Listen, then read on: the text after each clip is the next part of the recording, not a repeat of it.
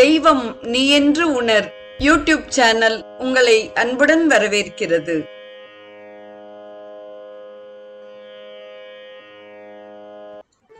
அன்பு உள்ளங்கள் அனைவருக்கும் இனிய சுபதின வணக்கம். இன்றைய நிகழ்வில் ஸ்ரீ லலிதா சகஸ்ரநாமத்தின் 627வது நாமம் தொடங்கி 640வது நாமம் வரை நாம் சிந்திக்க இருக்கிறோம். முதலில் வரும் நாமம் ஓம் திரிஜகத் வந்தியாயை நமக என்பதாகும். உலகங்களும் வணங்கத்தக்கவள், பூ உலகத்தினரும் மேல் உலகத்தினரும் கீழ் உலகத்தினரும் ஆகிய அனைவராலும் வணங்கத்தக்கவள். சத்தியலோகம், வைகுண்டம், கைலாயம் என்ற உலகத்தினராலும் வணங்கத்தக்கவள் அம்பிகை என்பது பொருளாகும். 628வது நாமம் ஓம் திரிமூர்த்தியை நமக என்பதாகும். மும்மூர்த்திகளின் வடிவானவள். பிரம்மன், திருமால், ருத்திரன் என்ற மும்மூர்த்திகளின் வடிவானவள்.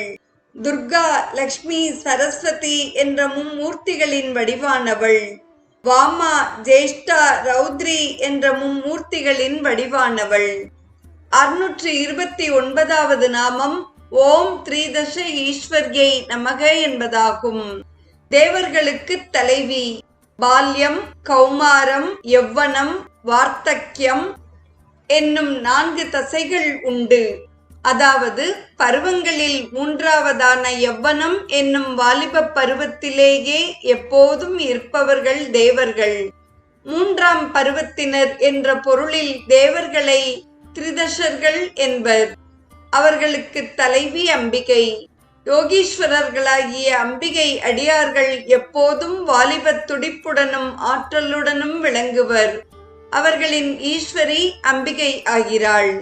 630வது நாமம் ஓம் திரக்ஷர்யை நமக என்பதாகும். மூவெழுத்து மந்திர வடிவினள். பாலமந்திரம் 3 அக்ஷரங்களை கொண்டது. மிருத்யுஞ்சய மந்திரம் 3 எழுத்துக்களை கொண்டது.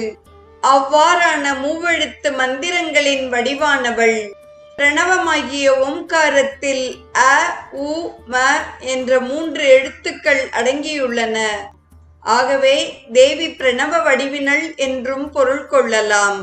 631வது நாமம் ஓம் திவ்ய கந்தாட்யாயை நமக என்பதாகும். தெய்வீக நறுமணத்துடன் கூடியவள். இயற்கையான மனமும் வாசனை பூச்சுக்களின் மனமும் சேர்ந்து தெய்வீக நறுமணமாக கமழ்கின்றது. வானத்தில் விளைவது திவ்யம் என்பர். ஸ்ரீநகரத்தில் பூத்த நறுமண மலர்களின் வாசனையுடன் கூடியவள் தேவி. புகழ்மணம், கல்வி மணம் போன்ற மனங்களுடன் கூடியவள்.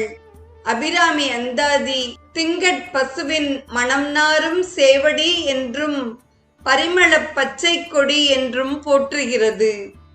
632வது நாமம் ஓம் சிந்தூர திலகாஞ்சி தாயை நமக என்பதாகும். சிந்தூர திலகத்தால் அலங்கரிக்க பெற்றவள். சிந்தூரம் என்னும் செந்நிற பொட்டால் அழகுடன் விளங்குகிறாள். நெற்றியிலும் வகிட்டின் தொடக்கத்திலும் தேவி சிந்தூர திலகமிட்டு அழகுடன் விளங்குகிறாள். 633வது நாமம் ஓம் உமாயை நமக என்பதாகும். உமா என்னும் பெயர் உள்ளவள்.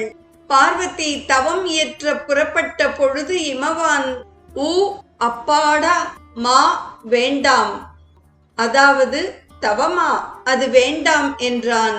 அதுவே உமா என்னும் திருப்பெயர் தோன்றிட காரணமாயிற்று. Uma is a note of interrogation and negation என்கிறார் ஆங்கில உரையாசிரியர் திரு அனந்த கிருஷ்ண சாஸ்திரி அவர்கள். அ கூட்டல் ஊ கூட்டல் ம என்பது சிவப்பிரணவம். அது சற்று மாறி ஊ கூட்டல் அ கூட்டல் ம என்று அமைந்தது. எனவே உமா என்னும் நாமம் தேவி பிரணவம் என்று சிறப்பு பெயர் பெற்றது. ஊ என்றால் சிவன், மா அவனது சக்தி. எனவே உமா என்னும் திருநாமத்தை பெற்றாள் அம்பிகை. சிவனை, மா அடையாளம் காட்டுபவள். அதாவது நிறமற்ற ஈசனை தனது சிவந்த நிறத்தால் அடையாளம் காட்டுபவள் உமா என்று அழைக்கப்பட்டாள். நவராத்திரி பூஜையில் 6 வயதுள்ள கன்னியை உமா என்ற பெயருடன் போற்றி வழிபடுவர். அக்கன்னியின் வடிவாய் இருப்பவள். உயர்ந்த சித்தவிருத்தியே, அதாவது மேலான எண்ணங்களே உமா எனப்படும். அவற்றின் வடிவமானவள் அம்பிகை. விநாயகி பீட்டம் என்னும் திருத்தலத்தில் கோவில் கொண்டுள்ள அம்பிகையின் திருப்பெயர் உமா. உமை என்றும் உமையவள் என்றும் உமா மகேஸ்வரி என்றும் இந்த நாமத்தை பலவாறு கூறுவதுண்டு. குழந்தைகளுக்கு உமா மகேஸ்வரியை உம்மாச்சி என்ற மழலை சொல்லால் அறிமுகப்படுத்துகின்றனர். சிவபெருமானுக்கும் இந்த நாமம் மிகவும் விருப்பமானது. அவனை உமாபதி என்றும் உமா மகேஸ்வரன் என்றும் குறிப்பிடுகின்றோம். திருக்கோவில்களில் திருக்கல்யாண பெருவிழாவிற்கு அடுத்த நாள் காலையில் உமாமகேஸ்வர தரிசனம் என்ற விழாவே நடைபெறுகிறது. 634வது நாமம் ஓம் சைலேந்திர தனயாயை நமக என்பதாகும். மலையரசனின் மகள். சைலம் என்றால் மலை, சைலேந்திரன் மலையரசன். உமா என்பவள் யார்? அவள்தான் மலையரசனான இமவானின் பெண் என்று இந்த நாமம் பதில் கூறுகிறது. மலைக்கு பெண்ணா? மலை என்பது அசையாத பொருள். அசையாத சித்தம் உள்ள இடத்தில் தேவி தோன்றுகிறாள். இதுதான் இதன் உட்கருத்தாக அமைகிறது. இமவான் பெற்ற கோமளமே என்று போற்றுகிறார் அபிராமி பட்டர். 635வது நாமம் ஓம் கௌரியை நமக என்பதாகும். வெண்ணிறம் உள்ளவள். சங்கு போன்ற, முல்லை மலர் போன்ற வெண்மை நிறம் உடையவளை கௌரி என்றனர். நவராத்திரியில் பூஜிக்கப்படும் 10 வயதுள்ள கன்னியை கௌரி என்பர். கன்யாகுப்ஜம் என்ற சக்தி பீடத்தில் எழுந்தருளியுள்ள அம்பிகையின் பெயர் கௌரி என்பதாகும். சைவ நெறிப்படி ஈசனின் சக்திகள் 4. அவர்கள் வருமாறு: சங்கரித்தலாகிய லயசக்தி, அதுவே துர்க்கையாகும். கோபித்தலாகிய குரோத சக்தி, அதுவே காளியாகும். இன்புறுதலாகிய போகசக்தி, அதுவே கௌரியாகும். ஆண்மையுறுதலாகிய புருஷ சக்தி, அதுவே திருமாலாகும். கந்த புராணம் அம்பிகையை கௌரி என்னும் பெயரால் போகசக்தி என்று குறிப்பிடுகிறது. 636வது நாமம் ஓம் கந்தர்வ சேவிதாயை நமக என்பதாகும். கந்தர்வர்களால் சேவிக்கப்பட்டவள். கந்தர்வர்கள் தேவ இனத்தைச் சேர்ந்த இசைவாணர்கள். அவர்கள் தங்கள் இசையால் தேவியை போற்றுகின்றனர். கந்தர்வர் என்றால் குதிரை என்றும் பொருள் உண்டு. குதிரைகளால் சூழ்ந்து போற்றப்படும் அஸ்வாரூடா தேவி வடிவில் இருப்பவள். 637வது நாமம் ஓம் விஸ்வகர்பாயை நமக என்பதாகும். உலகை கருவாகத் தாங்கியவள். உலகத் தோற்றத்துக்கு முன்னால் அதனை தன்னுள் அடக்கி வைத்திருந்தாள் தேவி. 638வது நாமம் ஓம் ஸ்வர்ணகர்பாயை நமக என்பதாகும். ஸ்வர்ணகர்பர் வடிவினள்.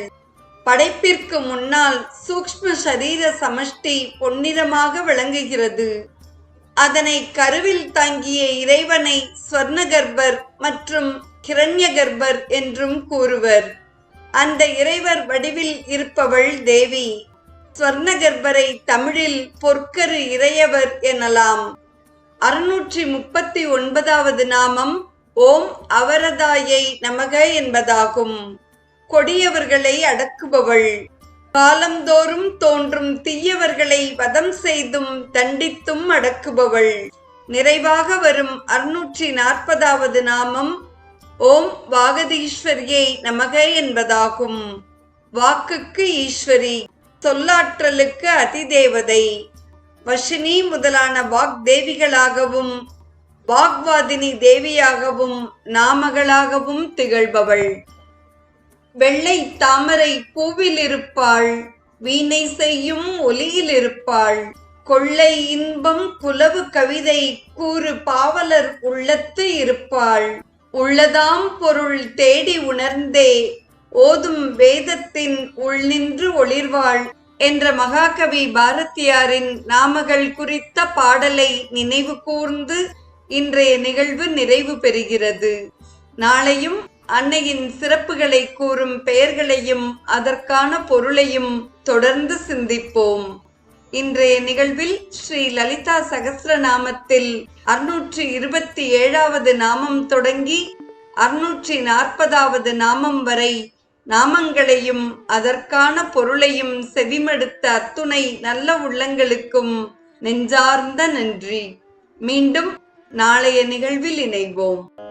தெய்வம் நீ என்று உணர் யூடியூப் சேனலை கேட்டு மகிழ்ந்த நீங்கள் உங்கள் நட்பு வட்டத்திற்கும் பகிர்ந்து தொடர்ந்து உங்களது நல்ல ஆதரவினை சப்ஸ்கிரைப் செய்து வழங்குமாறு அன்புடன் வேண்டுவது உங்கள் அன்பின் விசாலம்.